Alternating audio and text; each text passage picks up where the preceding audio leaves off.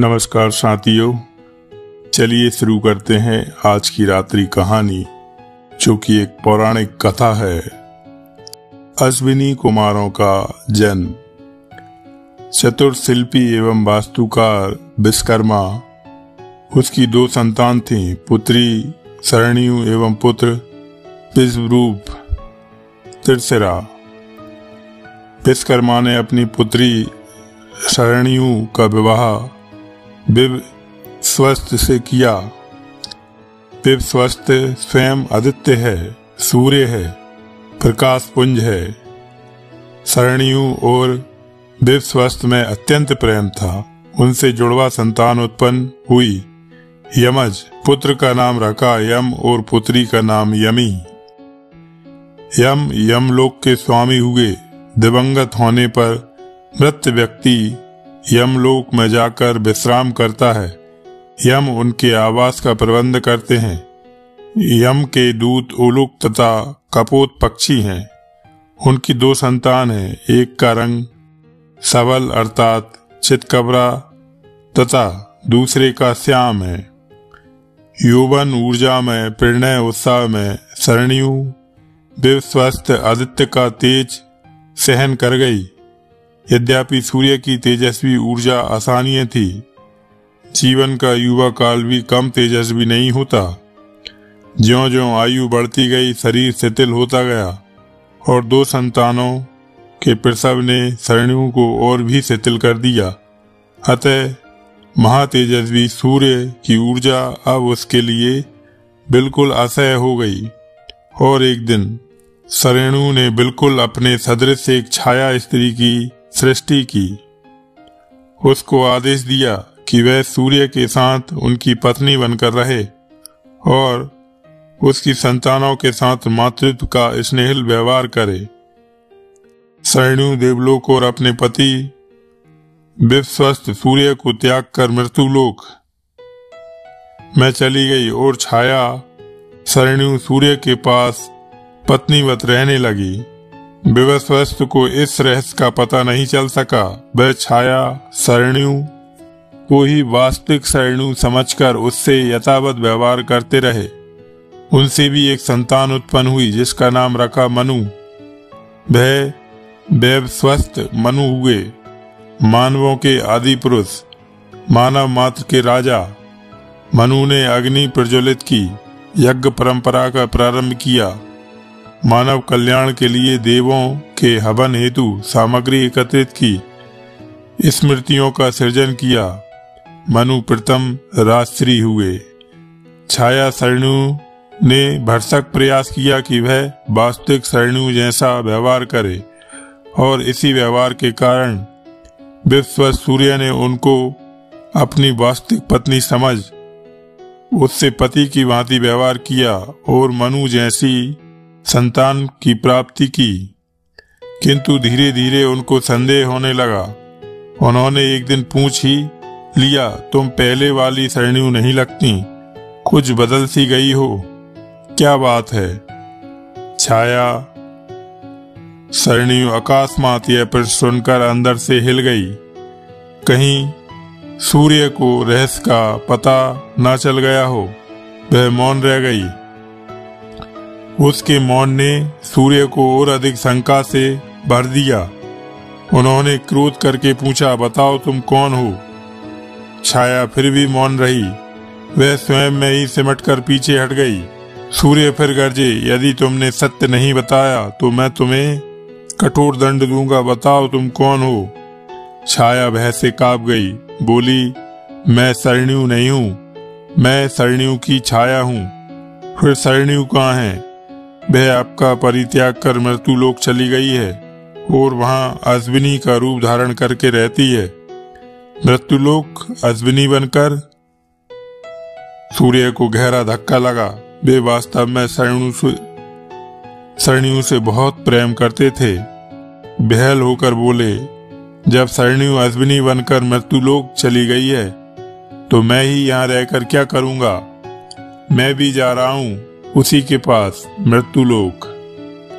एक सुंदर सुडोल अश्व ग्रह में व्याकुल होकर पृथ्वी, वन, पर्वत, नदी, सरोवर आदि स्थानों पर किसी को खोजता घूम रहा है। वह अत्यंत अशांत और क्लांत यत्र तत्र भटक रहा है। उसकी दृष्टि एक अश्विनी पर पड़ी। वह ठिठक कर खड़ा हो गया। उसे एकटक देखता रहा। उसे लगा जैसे कोई अपनी वस्तु मिल गई हो, वही प्रिय वस्तु जिसकी खोज में वह भटक रहा है। अश्विनी ने मुड़कर देखा, सामने एक सुंदर अश्व। हाँ, उसी का परम प्रिय पहचान लिया। तुरंत दौड़ी हुई अश्व के पास आई और उसे प्रेम से चाटने लगी। अश्व भी अपनी प्रिय पत्नी को पाकर अत्यंत प्रसन्न हुआ। वह भी अपनी अश्विनी को चाटने लगा। दोनों का मौन प्रेमालाप हुआ। प्रेम से देह संपादित हुई। नसों में प्रवाहित रक्त उत्तप्त हुआ। श्वास क्रिया तीव्र हुई। काम जागा, वेग बढ़ा और कामोद्दीपन में अश्व का शुक्र स्वकलित होकर भूमि पर गिर पड़ा। काम पीड़ित और संतान की इच्छुक अश्विनी ने पृथ्वी पर पड़े उस तेज को सूंघा। सूंघते ही उसकी नासिका से दो दिव्य पुरुषों ने जन्म लिया। दोनों ही महातेजस्वी सूर्य कांति स्वरूप गौरवर्ण। उन्हें देखते ही विश्वस्त प्रसन्नता से बोल उठा, अश्विनी कुमार, मेरे पुत्र, ये दोनों मेरी नासिका से उत्पन्न हुए हैं, इसलिए इनका नाम होगा नासत्य। मेरे पुत्र नासत्य। अश्विनी सरण्यु बोली। दोनों अपने पुत्रों की ओर वत्सल भाव से देखने लगे। पिता ने प्रफुल्लित होकर पुत्रों को वरदान दिया, तुम दोनों मृत्यु लोक में उत्पन्न होकर भी देव कहलाओगे। तुम देवताओं के वैद्य होगे। अमर होकर तुम सभी लोकों में विचरण करोगे। देवदूती शर्मा। सभी देवगण सिर झुकाए चिंता मग्न बैठे हैं। कोई कुछ बोल नहीं रहा है। हताश, निराश, विषादग्रस्त, किंग कर्तव्य मूढ़। बृहस्पति की गायें चोरी हो गई हैं और चुरा कर ले गए हैं पणी। वे पणी जो अत्यंत शक्तिशाली हैं, योद्धा हैं, कठोर हैं, क्रूर हैं, शत्रु हैं, मनुष्य हंता हैं, दैत्यों के मित्र हैं। वे पणी जो दस्यु हैं, गुहा शक्तियों के स्वामी हैं। वे धनवान हैं किंतु दानवान नहीं। वे किसी के उपासक नहीं, विध्वंसक हैं। ऋषियों की दृष्टि में हे हैं, त्वज्य हैं और अवांछनीय तत्व हैं। ये पणी ही गुरु बृहस्पति की गायें चुरा कर ले गए हैं। उन्होंने ऐसा कर्म पहले भी कई बार किया। बड़ी कठिनाई से देव उनसे उन क्रूर प्राणियों से अपने पशुधन छुड़ा कर लाए थे। काफी हानि भी उठानी पड़ी थी। तब देवों ने उन पर अंतरिक्ष से जलते हुए पत्थरों की वर्षा की थी। गोएं तो वापस मिल गई थी किंतु पणी बचकर भागने में सफल हुए थे। और आज फिर पापियों ने देवों की गायें चुरा ली हैं। देव उनसे युद्ध करने का साहस नहीं जुटा पा रहे हैं। वे समझौता करने के पक्ष में हैं, किंतु समझौते की बात करने भी कौन जाए उनके पास। उन दुष्टों का क्या भरोसा, क्या अनिष्ट कर बैठे हैं। इस कार्य के लिए इंद्र ने शर्मा को बुलाया। सबकी दृष्टि पूर्व की ओर टिकी है और ये लो शर्मा भी आ ही गए। शर्मा ने आकर देवराज इंद्र को सिरसा नमि किया। शर्मा, इंद्र ने उसे संबोधित किया, हाँ देव, तुम्हें ज्ञात होगा कि हमने असय में ही तुम्हें किस लिए बुलाया है। हाँ देवराज, मुझे आवास है। शर्मा ने विनम्र भाव से उत्तर दिया, तुम्हें दूत का कार्य करना होगा। मैं प्रस्तुत हूँ। व्रतहन दौत्य कर्म अत्यंत कठिन होता है शर्मे, फिर भी आपने मुझे चुना, यह मेरा अहोभाग्य है।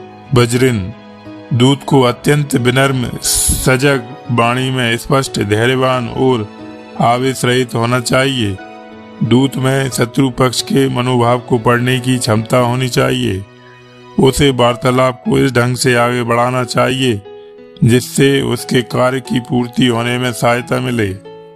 अपना पक्ष विनम्रता से किंतु फिर भी पूरी दृढ़ता एवं शक्ति के साथ रखना चाहिए, जिससे अपनी किसी प्रकार की हीनता का प्रकट न हो, वरना उसे चाहिए कि वह दूसरे पक्ष की शक्तिहीनता का बोध कराए। उसे गोपन क्रिया में विशेषज्ञता प्राप्त हो। ये दूत के विशेष गुण होते हैं। आपका आशीर्वाद और आपकी कृपा मेरे साथ है पुरंदर। शर्मा गंभीर किंतु विनीत हो गई। दूत अवध होता है, इसलिए तुम्हें पापियों से भयभीत होने की आवश्यकता नहीं। आपके आदेश का पालन होगा देव। शर्मा पता चला कि गायों को रसा नदी के उस पार पर्वत गुहा में बंद कर रखा है। मार्ग दुष्कर है, फिर भी मुझे विश्वास है तुम सफल होगी। मेरा आशीर्वाद तुम्हारे साथ है। आप निश्चिंत रहें। असुर हन मैं देव कार्य अपनी पूरी क्षमता से करूंगी और सफल होकर ही लौटूंगी। मुझे अनुमति दें। दुर्गम दुष्कर पथ से चलती शर्मा अंततः पापियों के देश पहुंच गई। पणी उसे जानते थे। उसे अपने यहाँ देखकर उन्हें आश्चर्य हुआ। अरे शर्मा, तुम यहाँ कैसे पहुंची? इतनी दूर, अत्यंत दुर्गम मार्ग। रसा नदी को पार करना तो मृत्यु को भी पार करना है। कितने दिन रात लगाए तुमने इस यात्रा में? यह सुनकर यह दुष्कर कार्य तुमने कैसे किया है शर्मा? यह सब देवों की कृपा से हुआ है। शर्मा ने मुस्कुराते हुए उत्तर दिया। किंतु किस प्रयोजन से? मैं देवों की दूत बनकर आपके पास आई हूँ। पणिगण, मुझे देवराज इंद्र ने आपके पास भेजा है। किंतु किस प्रयोजन से? आप देव बृहस्पति की गायों का अपहरण करके ले आए हैं। कृपया कर उन्हें वापस कर दीजिए। हम चुरा कर लाई हुई वस्तु कभी वापस नहीं देते। पणियों ने सगर्भ सुदृढ़ शब्दों में कहा। किंतु चोरी करना पाप है। शर्मा ने भी सुदृढ़ किंतु विनम्र स्वर में कहा। यह पाप साफ देवों के लिए होता होगा, हमारे लिए नहीं। हमारा तो काम ही यही है। यदि आप देव बृहस्पति की गौएं नहीं लौटाएंगे तो देवराज इंद्र रुष्ट होंगे और उनकी रुष्टता आपके लिए हानिकर होगी। शर्मा की वाणी में स्पष्ट चेतावनी थी।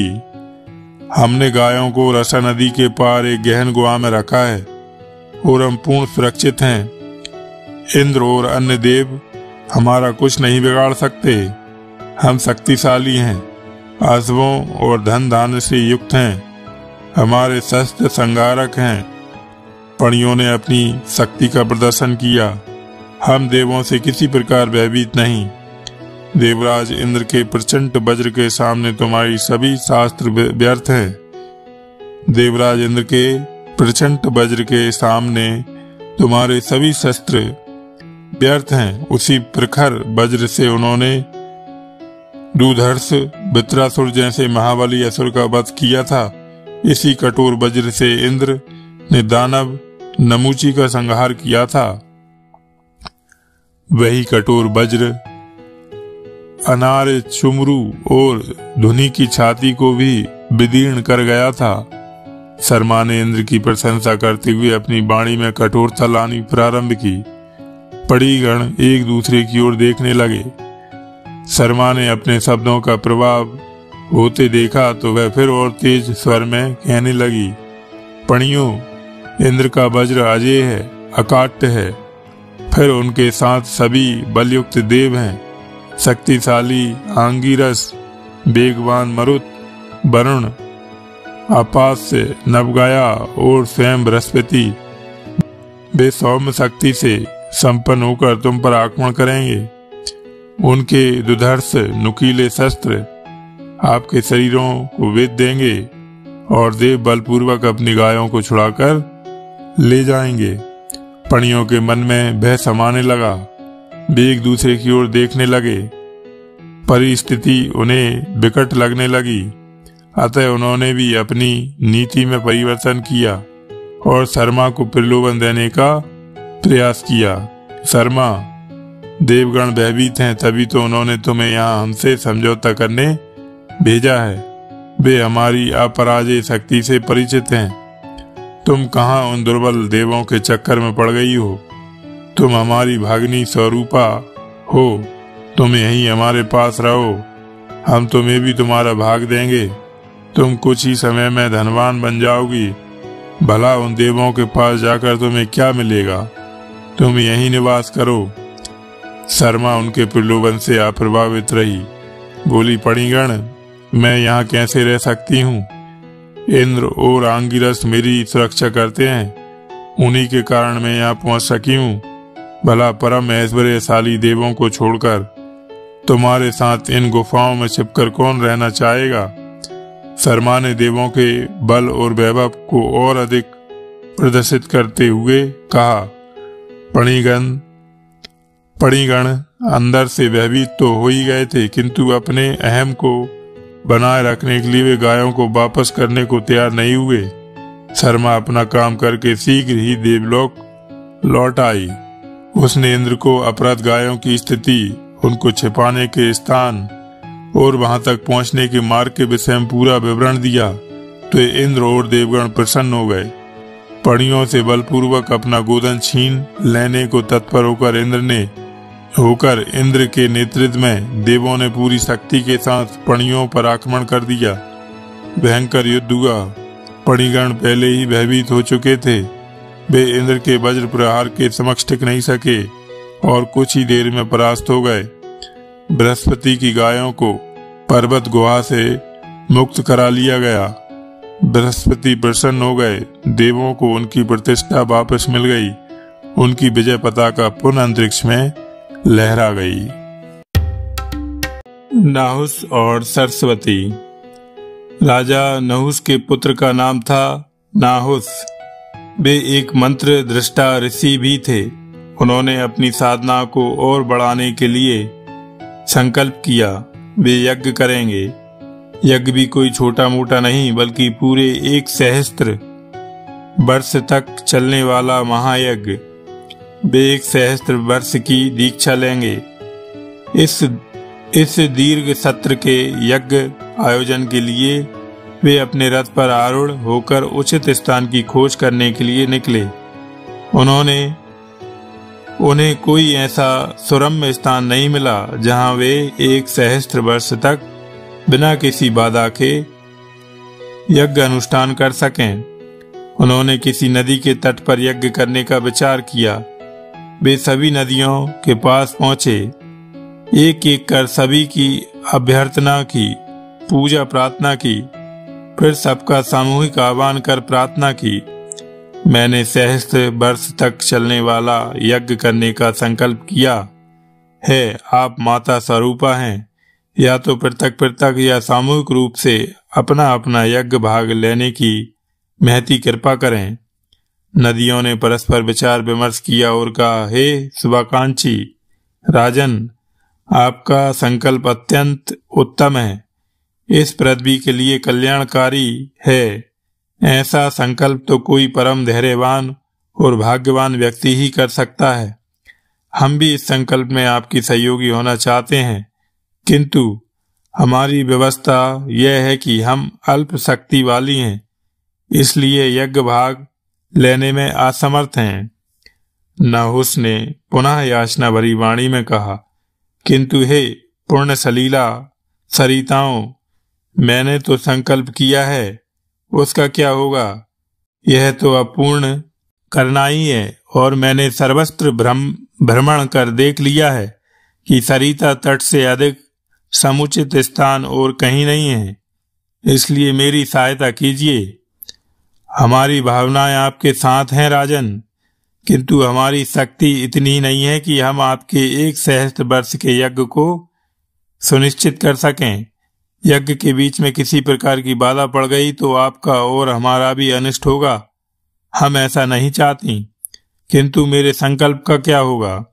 नदियों ने पुनः विचार विमर्श किया, फिर अचानक जैसे कोई समाधान मिल गया हो, बोली, राजन, आपका कल्याण हो। आप सरस्वती के पास जाइए, वहां आपका संकल्प अवश्य पूरा होगा। हाँ सरस्वती, 1 सहस्त्र वर्ष तक यज्ञ भाग लेने में समर्थ हैं। वह कैसे? वह विद्युत की पुत्री हैं, शाश्वत योद्धा की पत्नी हैं, असूया हैं। क्या सरस्वती तट पर यज्ञ हो पाएगा? नाहुस ने जिज्ञासा प्रकट की। हाँ राजन, वहां आपकी कामना अवश्य पूरी होगी। वह परम पवित्र नदी हैं, सभी सरिताओं की माता हैं, 7 स्तरीय हैं, 5 जातियों की पोषक हैं। उनका जल कभी अल्प नहीं होता। वह आपका सहस्त्र वर्षीय दीर्घ सत्र यज्ञ संपूर्ण कराने में समर्थ हैं। नाहुस ने पुनः अस्वस्थ होने का प्रयास किया। क्या वहां यज्ञ होते रहते हैं? हाँ राजन, सरस्वती तट पर यज्ञ अग्नि सदैव प्रज्वलित रहता है। वहां सर्वदा सुवासित यज्ञ धूम उठता रहता है। उनके तट पर राजा चित्र का महालय स्थित है। वे बड़े ही परोपकारी राजा हैं। सरस्वती तट पर बसने वाले सभी वासी राजा चित्र के प्रचुर दान से फलते फूलते हैं और सदैव प्रसन्न चित्त रहते हैं। उनकी शुभकामनाएं भी आपकी यज्ञ की पूर्णता में आपके काम आएंगी। सरस्वती का तट ऊर्जा से चेतन है। वह स्थान सब प्रकार से यज्ञ आयोजन के लिए सुखकर एवं कल्याणकारी होगा। नाहुस अस्वस्थ हुए। उन्होंने सरस्वती की ओर प्रस्थान किया। सरस्वती तट का सुरम्य स्थान नाहुस ने देखा। अत्यंत मनोरम दृश्य, कलकल बहता पवित्र जल प्रवाह का सुंदर संगीत, तटों पर दोनों ओर घने वृक्ष, दूर दूर तक फैली पर्वत श्रृंखलाएं, ब्रह्मवर्त की पश्चिमी सीमा, गंगा यमुना और सतलु का मध्य, दूर दूर तक विस्तृत तट पर पंच जातियों का निवास, ऋषियों के सुमधुर स्वर से वेद मंत्रों का उच्चारण। नाहुस को यहाँ अपना संकल्प पूर्ण होता दिखाई पड़ा। उन्होंने सरस्वती को सिरसार प्रणाम किया और कहा, हे देवी सरस्वती, नाहुस का प्रणाम स्वीकार करें। हे सर्व सरिताओं की माता सलीले, मैं यज्ञार्थी आपकी शरण में आया हूँ। मैंने 1 सहस्त्र वर्ष का दीर्घ सत्र यज्ञ करने का संकल्प लिया है। मेरे इस शुभ संकल्प में मेरी सहायता करें। मैं आपकी स्तुति करता हूँ। और देवी सरस्वती प्रकट हुई। आपका स्वागत है पृथ्वी पते, आपका कल्याण हो। नाहुस देवी दर्शन कर प्रसन्न हो गए। पुनः बंदांजलि प्रस्तुत करने लगे। हे देवी, मैं आपकी शरण आया हूँ। आपका सुदृढ़ आश्रय चाहिए। हे उज्जवल वर्णा, हे प्रबल वेगधारिणी, हे कल्याणी, हे दर्शना, हे पूजनीय, मेरा संकल्प पूर्ण कराइए। हे नरपति, शुभ कार्य में कभी बाधा नहीं आती। आपका यहाँ स्वागत है।